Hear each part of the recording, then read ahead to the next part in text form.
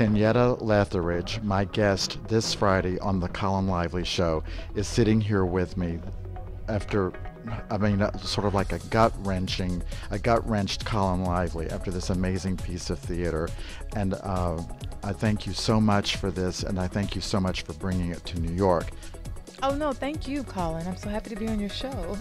Oh, well, hello. But you grew up in South Central LA? I sure did, born and raised, and saw a lot of what you see on stage there while I was growing up. Luckily, I came from a wonderful family who loved me and would have killed me if I were out on the street or allowed someone to seduce me into this life. So I was very fortunate, but a lot of young girls who I grew up with weren't. And I thought that someone needed to know.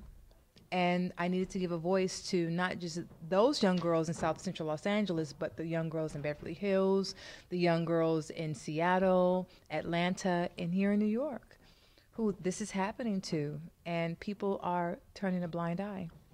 I'm here with the 4 actors who pulled off these parts, which... First of all, I laughed, I cried, I got really pissed off because, even though these aren't your lives, these are the lives of people that you are portraying. You had to become the parts that you played, and clearly that's not the world that any of you live in. But how did it feel to you bringing this to life? I'm Angelina. And I play Lupita. Bringing it to life just feels like, I guess, an important thing to do, because it's not something, like you said, that a lot of people know about. People don't even talk about it. And yeah, you've only heard like glimpse of the life in like these bad stories on the news, and you kind of think like, oh, well, those are just those bad girls from the bad neighborhoods, and it's not like that. It's people from every race, every neighborhood. Like anybody can get stuck into this life, and it's such an easy thing to like just get pulled into it, and then you're kind of stuck. And that's why I think it's so important, because it really shows like it could happen to anyone. It could happen to your kid, it could happen to you, it could happen to your friend. Like, so I think just it's so important to get the information out there so that people know kind of what to look for. How does it feel performing, like doing sex acts in front of your own parents? Actually, my parents are coming in April, and I'm not so much uncomfortable with my mother and my grandmother. I know that they'll really appreciate it, having witnessed things like this in their own lives, and it's been, women understand, but I'm a little uncomfortable about my dad saying it, and it brings up the issue of men watching this show, because I think it can be a different experience for men watching the show, and they nod and they understand, and I feel like a piece of them understands a part of being a woman that they maybe never thought of before. Yeah, there was actually we've actually all been on this production from the beginning in terms of it being workshopped, so we've kind of had the experience of being with it as it grows and nurturing it, and stepping away and coming back, and so it's been a really beautiful experience creatively. One of the lines that will stay with me, where your character is dreaming of a job at Taco Bell, Starbucks, or Bloomingdale's, dreaming big. A big job would be Bloomingdale's, and now. But it's a very serious line. It really, gripped my heart. And here we have an actor who played a young girl who wants to be a Naomi Campbell. I almost said Naomi Sims, giving my generation away. Naomi Campbell, model, but ends up being pulled into the life, and this happens. Yeah, it definitely does.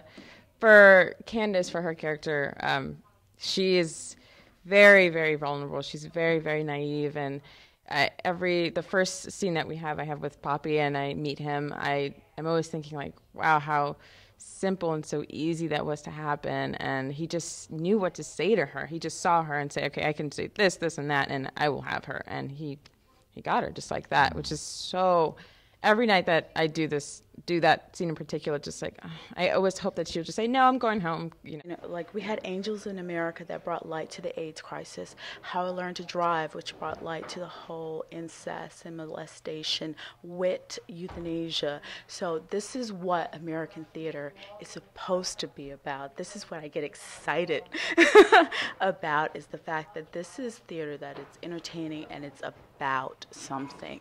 The honor students are susceptible, the daughters of doctors and lawyers, as well as the daughters of bus drivers who are gone, you know, all day working. So that was a very important thing for us. And the other thing, too, is even in the manner in which the way the girls were dressed. You know, we didn't want to let the audience off the hook.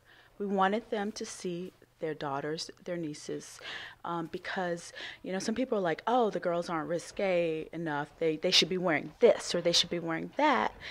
No, because then that gives you permission to think them. Young girls, we make best friends with the person sitting with us at the bus.